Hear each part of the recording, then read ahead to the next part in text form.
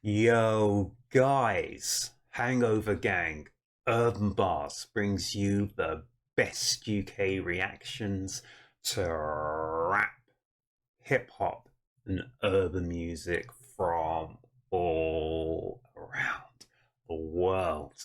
And guys, we got one for the Hangover Gang posse with Tom MacDonald and Nova Rockefeller. And it's called Tom MacDonald and Nova Rockefeller talking about how record labels are a scam. And guys, here at Urban Barz, I've talked many times about the music industry and record labels. But this time, guys, I'm going to look at it from a different slant. I'm going to try and come across with almost a devil's advocate and maybe even talk up the record companies for a chance for a change for once. Really, tongue twisted. I think I got tongue twisted because I just don't know if I could ever speak good of record companies in the same breath. But guys, I'm going to try and argue their case. The case for the record industry, the case for the music industry. And to be fair, guys, there is a case for the music industry. But let's hear what Tom and Nova Rockefeller are going to say to back up their own case. Guys, let's check this out. Somebody said, oh, well, we can't ask Nova about her record deal. Nova never goes live. Nova's watching this live stream in the house somewhere right now. If she wants to come in and give you guys her answer on the record label shit, it's an open invite. So this is a live stream, and obviously someone has asked the question about Tom MacDonald being an independent artist, but back in the days, Nova Rockefeller had a recording contract, a recording deal with Def Jam Records. So I don't understand because I don't know all the ins and outs of it, guys. But was Nova's recording deal with Def Jam the recording deal, or was it the publishing as well? Because a lot of people don't understand about the music business. You could have a recording contract, which means you're under the label of someone, like say for instance Def Jam, but your publishing, your music publishing, could be with another label. For instance, it could have been with EMI, it could have been with Sony, Virgin, who knows, whatever. So just to let people know that, you could have a deal with one company and another deal with another. Your publishing can be with one and the music could be something else, but let's not get into that. But what Tom's saying now is that he's invited Nova, if she's around and checking it out, to chat about what happened, and how she feels about the record industry and the recording contracts. Let's get it, guys. We'll see if she takes it. I definitely wouldn't count on it. I think that she's been, I don't know what the fuck she's been doing. She's either been playing video games in the other room, and if she was playing video games in the other room, she's been wearing her VR headset, which means virtual she's reality, a big red ring around her fucking face, which means she's not going to want to come on live. Or she's been either like, maybe she's cooking dinner, or anytime Nova has any time to herself, she just cleans shit. She's a clean freak. Tom's spilling the beans. Really? This is not close and personal. So Nova's a bit of a probably OCD clean freak, and I think Tom's OCD as well. I've got some OCD tendencies as well, guys, but I think we all do. She just cleans shit.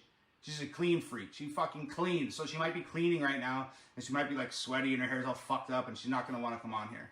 But if she enters the room, I'll ask her if she wants to give you guys her take, her recount of record label shit. That's going to be interesting, people.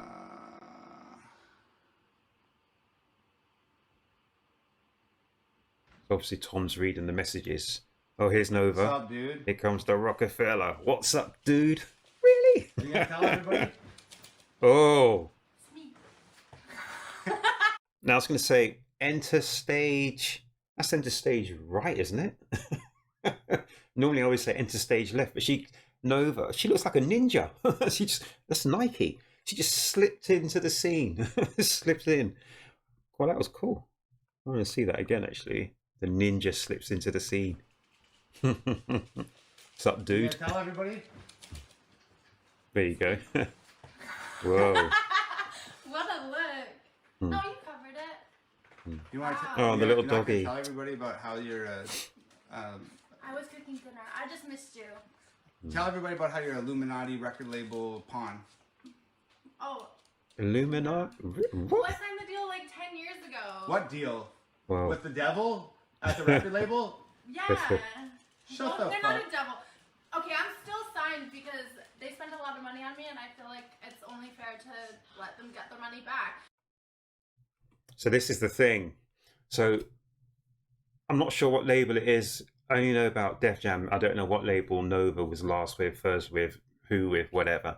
But until they recoup all of the money they've outlaid on you guys, like for instance, if they spend $500,000 on you 10 years ago and you don't make that $500,000 back, technically you still owe that record label whatever the difference is.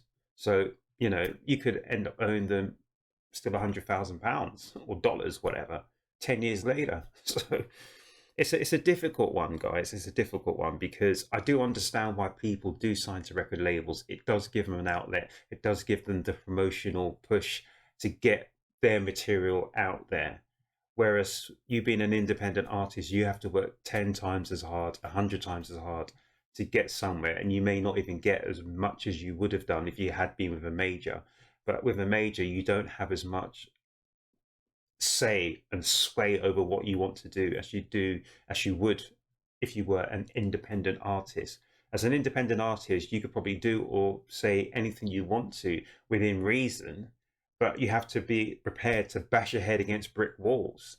As against if you are signed to a major label, they should be smoothing the way for you to do a lot of stuff, but then they'll have a lot of leverage in over what you can do, say, where, even how you present yourself and market yourself. So it's a trade-off, one against the other, because they've got the finance and the capital to give a massive push at the start if they want to.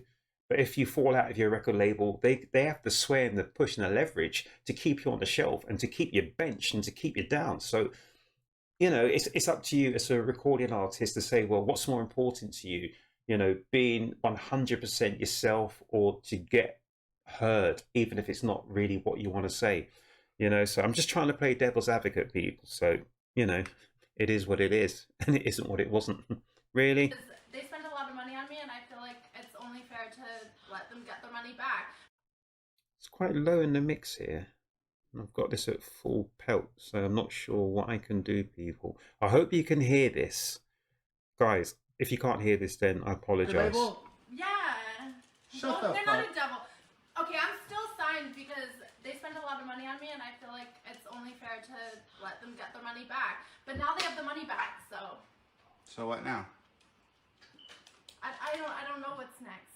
What do you want to do next? I want to go be me by myself over here. Can you see how happy Nova looks? And oh, what a picture. That is an incredible picture. To see them both smiling so like that. And Tom's grill. Wow, I don't know how much that costs, but there you go. But Nova looks so happy. And she's just said that she's paid off all whatever for the label. So now she's free to do as she wants to do. And right now she looks like a kid in a sweet shop. There's just so much choice now and so many options. Really? Guys, that is what you want. Do you know what? As a human being, this is what you want to be. Do you know what? As a human being, this is what I want to be. Look at that smile. Look at the eyes. Look at the eyes. Look at the eyes. That is a smile of someone and some people who are absolutely happy. And guys, that's all anyone really wants in this life, guys, is to be happy. So whatever we do, we've got to say to ourselves, if by signing a recording contract, it's going to make me happy. Sorry, I'm just bashing against the keyboard here. Really? Then great, sign that recording contract. But if by going independent is going to make you happy, then guys, do what makes you happiest. Please do what makes you happy and content and what makes you want to get up every morning. Do what makes you you. I don't know what's next. What do you want to do next? I want to go be me by myself over here. Well, there you go. So nice. But I am still still with them, sort of, but just doing my due No. diligence. You're with. Due diligence. You're with. On paper, but in my spirit. No. You're with. I don't want to say people's names because that's not. You're with your friends, but you're not with fucking Def Jam or whatever the fuck that was. No, I'm still paying back my friends though because they fucking put money in. Well, we were talking about record labels, and I think that sort of when people think record labels, they think about back when you were signed to Def Jam. Yeah, but Def Jam. Tell them what happened to Def Jam. Oh, Hold on, let me Turn just the ninja. end this by saying Def Jam stuck my friends with the bills. Oh, They didn't pay for stuff. oh. Def Jam stuck her friends with the bill. So if you can't pay up, who's the next in line? Oh, I can think of a couple of companies that aren't in the music business who've done things like that. They look for the next in line. Oh my goodness. Wow. Did she say that Def Jam stuck her friends with the bill? The door is always open, but you can never leave. Welcome to the Hotel California. Oh my gosh. Tell them what happened to Def Jam. Shh. Hold on, let me just end this by saying Def Jam stuck my friends with the bills. They didn't pay for stuff. That's a good way to say it. When Def Jam was saying that, like, oh, we'll pay for this, we'll pay for this, we'll pay for this, they didn't pay for that, and then they stuck my friends with the bill. Even though all the decisions were made by Def Jam, I signed away my right to make any decisions about how I spend my money. And then now all the money I make from albums that aren't physical sales go to pay back that debt from Def Jam deciding what to do with. That her friends now Have the the bill. So They need to recoup that money, people. So when you get an advance and all that, do not think of it as an advance. It is a loan. You have to pay it back. I could probably have just been like, hey, I'm out, but like I just feel like that person believed in me at some point, and like I don't want to just like turn my back on someone who believed in me to the point where they put down like hundreds of thousands of dollars. So I'm working on just recouping it. But I think I'm almost there. So everyone, listen to some Nova Rockefeller tonight and be like, we're doing this to say fuck the man. You know? you Flip see the bird to the how man. Convoluted, like signing a record deal is. It's It's like a scam! how long ago was that? 12 years ago. 10 years ago. 10 There years you go. ago. Signed a deal. Guys, I know a guy. Now, did he have number ones or were they top? They were top tens. I think they had 3 top tens in the 1980s. I haven't seen him for a very long time. He was in a big British band, and he told me. So he would have told me in the mid 90s. So he hadn't been in the band for a while at that point. That he still owed the record company money, and he had. I'm certain it was 3. It could have been more top 10 hits. Guys, it's astonishing. I literally almost fell on the floor when he told me that. But there you go, guys. Sometimes all that glistens isn't gold. Take out of that what you will. 10 years ago, with Island Def Jam, Bye, babe. my bad, is no longer signed to Island Def Jam, but Nova's team, I knew people from Island Records. her manager and her agent and all those people that existed outside of Island Def Jam. Island Def Jam gave all of those people the bill. I'm just going to wheel that back, guys. I never watched these beforehand. And I am staggered by what I'm hearing, guys, because even I didn't know this. Really? They passed it on to a third party, the debt. It's almost like a debt managing agency. They passed the debt on to a third party or third parties. It's like, a scam! how long ago was that? 12 years ago? 10 years ago. 10 years ago. Signed a deal 10 years ago with Island Def Jam. Bye, babe. My bad. Is no longer signed to Island Def Jam. But Nova's team, her manager and her agent and all those people that existed outside of Island Def Jam. Island Def Jam gave all of those people the bill for everything that Island Def Jam did for Nova, even though they ultimately ended up doing nothing. So now, like, Nova's not signed to Island Def Jam, but she's like kind of loosely locked into her friends. Out of the goodness of her heart, I might add. She could fucking walk away at any point in time. She could say, you know, fuck you guys, I'm out. But those people are her friends, and she feels bad that they got stuck with the bill for Def Jam. Obligated. So she's now honoring her friendship with those people, and helping them pay back the bill to Island Def Jam. That's 10 years later. 10 years. 10 fucking years later. Still dealing with that mess. They're on How a fucked leash. up is that? On a leash. There you go. Guys, I was really looking to play devil's advocate, you know, with the music industry and with independent artists, etc. But sometimes it's really difficult, even though I had full intentions of arguing the case of the music industry, etc., etc. But I've just heard something here that's made my toes curl. Really? They handed that debt to a third party. You see, even when you want to get away from them, and the thing is, they have so much leverage. So if they're misrepresenting how you wish to be represented, so you get loggerheads. I know a lot of artists who've had loggerheads with their label.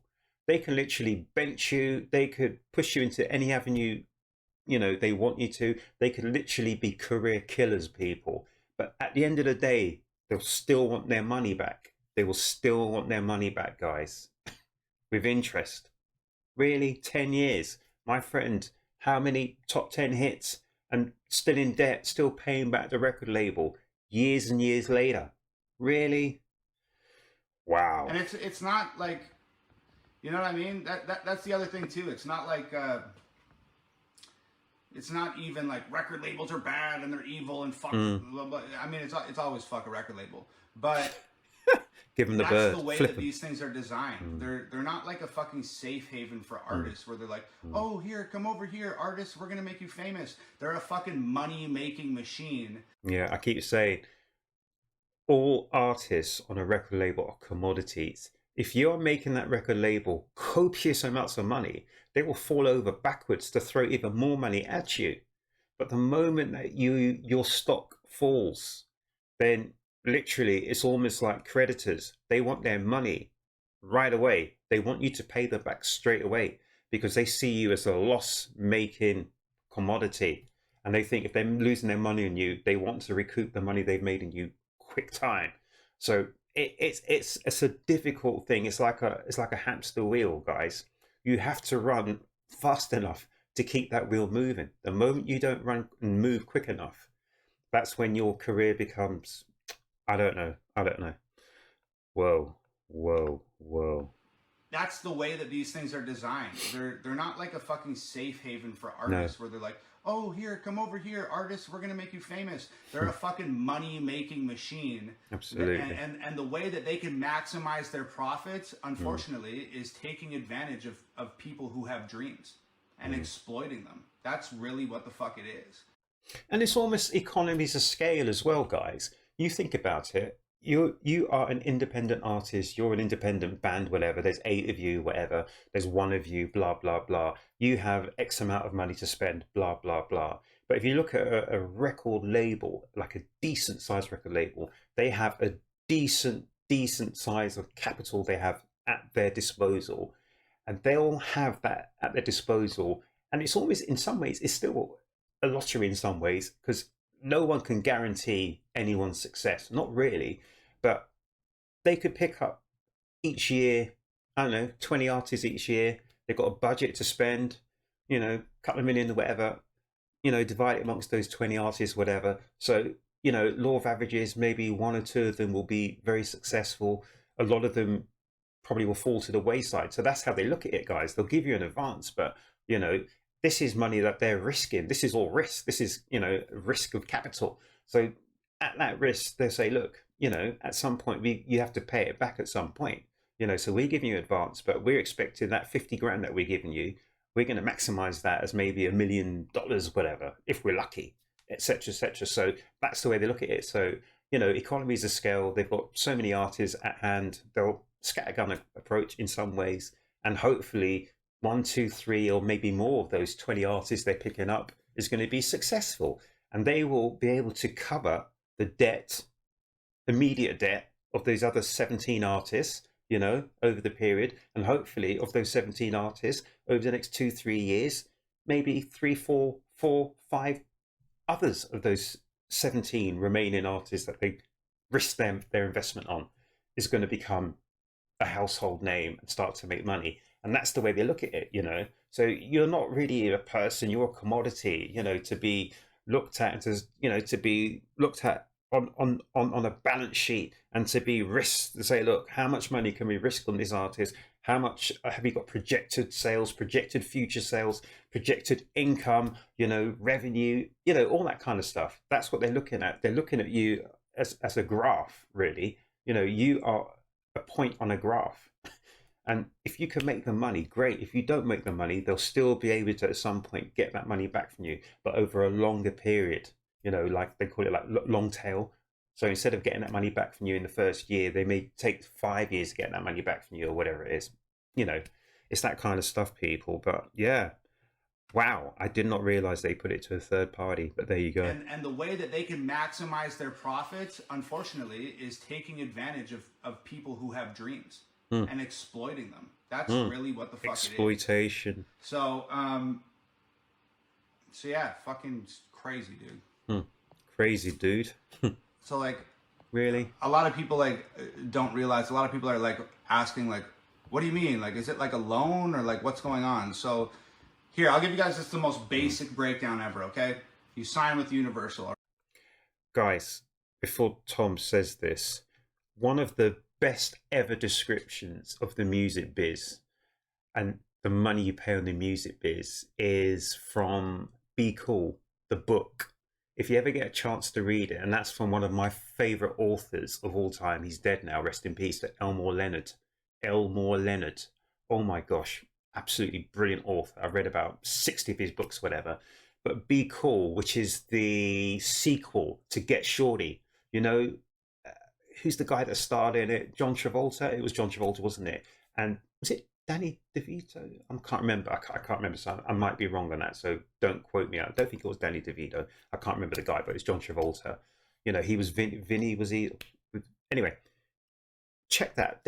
There's a bit in that, and it just tells you all about, you know, the music biz, the money, you know, put out, the money that needs to be got back, this, that, and everything else. It's brilliant. It really is good. It sums up the music biz in about 4 or 5 pages. It was fantastic. So that was Be Cool, Get Shorty, the sequel to Get Shorty. Check it out. So let's hear what Tom said. And I think he was talking about Universal. A lot of people like don't realize. A lot of people are like asking like, what do you mean? Like, is it like a loan or like what's going on? So here, I'll give you guys just the most basic breakdown ever, okay? You sign with Universal, all right? Universal says, okay, we'll take you on, we'll take your album. We're going to split the profits 50-50. And they own your likeness and your name and your image. And it literally 50-50? says, like, really? throughout the world and the universe. Like, they own the rights to your image and your music, 50% of your masters, everywhere, no matter what. So they'll say, okay, cool, we'll split it 50-50, we'll split the profits 50-50, and then they're like, what do you need? Okay, you need to get this album recorded, mixed and mastered, so what's that cost? $250,000 with the best producers in the world? Cool, that's $250,000. How many fucking videos are you gonna need for this thing? 4? Okay, that's another $250,000, that's 500 grand. You know, you're gonna need merchandise, and we're gonna have a radio campaign, and the radio campaign costs this much money, and the merch is gonna cost this much money, and blah blah blah blah blah. All of a sudden, the record label is, you know, provided $1 million worth of. And what gets me, guys, now, because they do lossless music, where it's streaming, that's the word. Back in the days, guys, you had to have physical copies. So you had physical CDs, physical vinyl, physical tape cassettes, this, that, and everything else. And they charge people to actually produce those physical copies. But I'm still hearing, guys, that they take that figure. So maybe it's another, I don't know, 5-10% to actually do, you know, to master and to produce. I think they call it under the production side of things. But there are no more physical copies in a lot of aspects. I know now some people are still doing vinyl and stuff like that. You know, it's like a niche market. But how can they take that out of the artist pot when most things now are on, I don't even know these things because I'm old school. Was it Spotify and, I don't know, Apple Music, this, that, and everything else?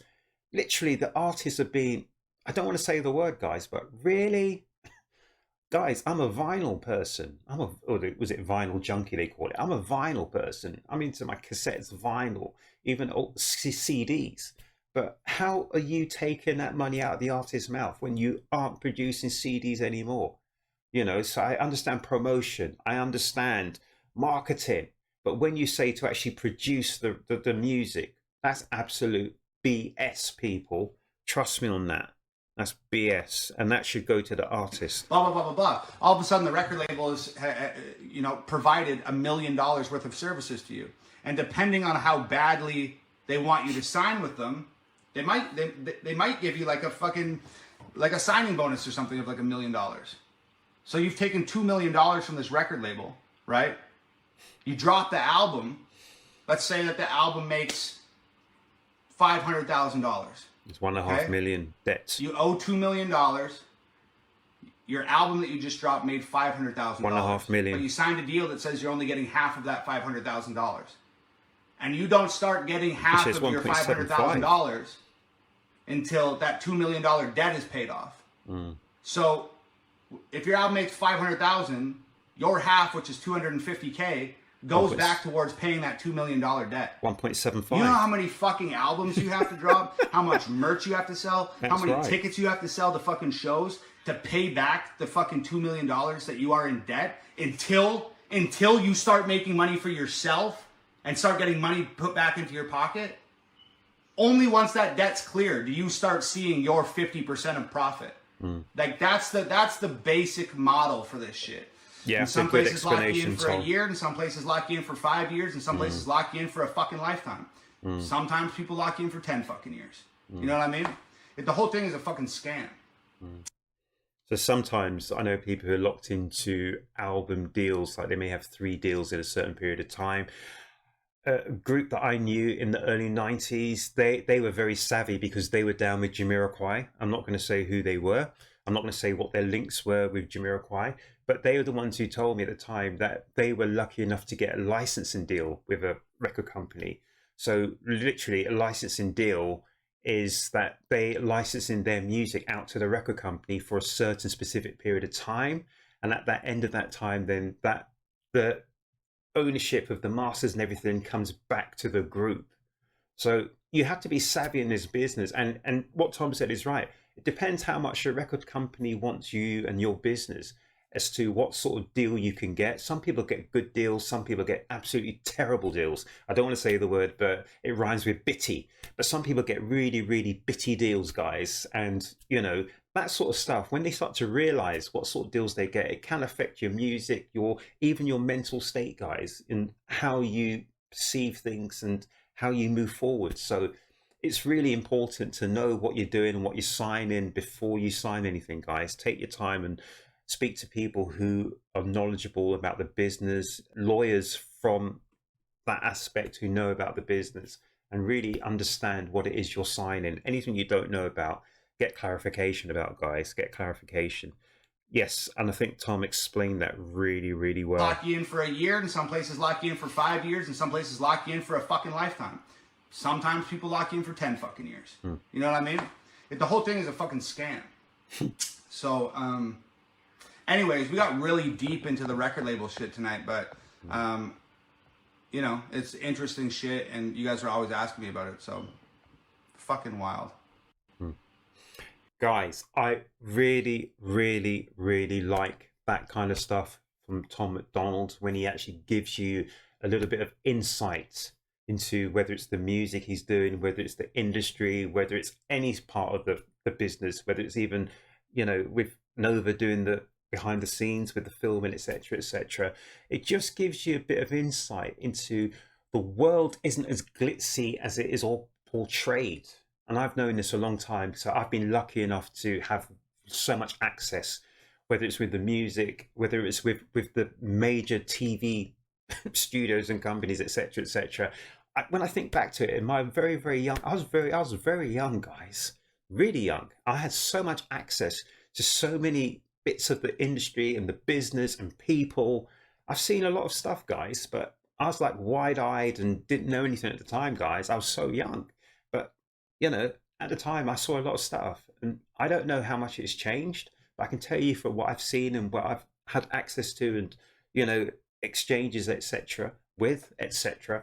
But yeah, all I'm going to say is, at the top of the game, it is glitzy and glamour and everything, but behind the scenes, it may not be all that you think it is. That's all I'm going to say, guys. But yeah, that was absolutely really incredible, and I've learned something. I did not know that. So that third party agreement, wow, that has stunned me. But there you go, guys. There you go. I did not know that. So here at Urb'n Barz, Tom MacDonald, Nova Rockefeller, just telling you what it is about deals with the music business. It's up to you guys, depending on how badly you want it, depending on your situation. You just need to go into these situations with your eyes open and your ears alert, because you don't want to get played. So guys, I really enjoyed that. That was fantastic. I hope you enjoyed that. It went on a lot longer than I thought it would. I was really looking to really pump up and stick up for the music industry. I've tried to, but guys, I've got to be fair.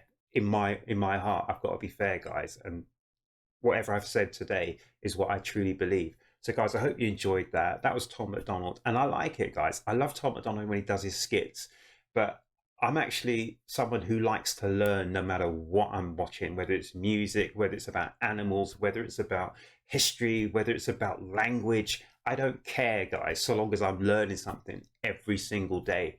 So guys, here at Urb'n Barz, I totally, utterly, really had my eyes open today. I hope that's given you a bit of an insight. And guys, yeah, look after yourselves, look after each other, but make certain, guys, if you haven't subscribed to Urb'n Barz, please subscribe to my channel, because there'll be a lot more of this where that's come from. And guys, make sure you come back to the next Urb'n Barz reaction, guys.